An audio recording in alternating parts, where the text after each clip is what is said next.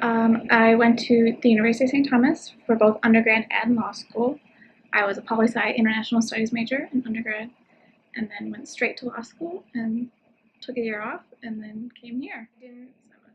They always say that you're going to find your little area that you're going to really love, and then you're set. And within law, I never found that. But when I was given upper level independent research that we can do when we get closer to graduation, I kind of, without meaning to, discovered maternal health as a field. And so I went into maternal mortality and that as a human rights and then international human rights. So that's how I skewed it to be law related. I had to somehow make it law related. And diving into that, I was like, this is so much more what I want to learn about and do. And so I started digging into, well, how do I do that? And then public health and the schools of public health came up. I was like, oh, that's what I want to do.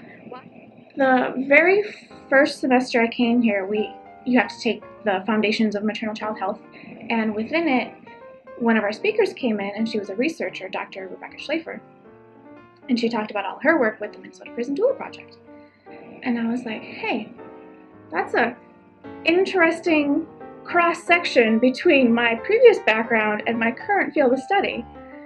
So I talked to her and I said, I think I would be really useful for your project. Do you have anything I could do to work on? And they needed somebody to create all these educational materials, and they didn't have anybody. And she's like, would you want to do that? Okay. And it turned out to be a giant, well, not giant, but a 70-page book is what it ended up being, of prenatal education, all about, your birth and what it's like to be pregnant in prison and how to, what the system's like in there. And it took a long time, but it's now published and printed and being sent off to moms.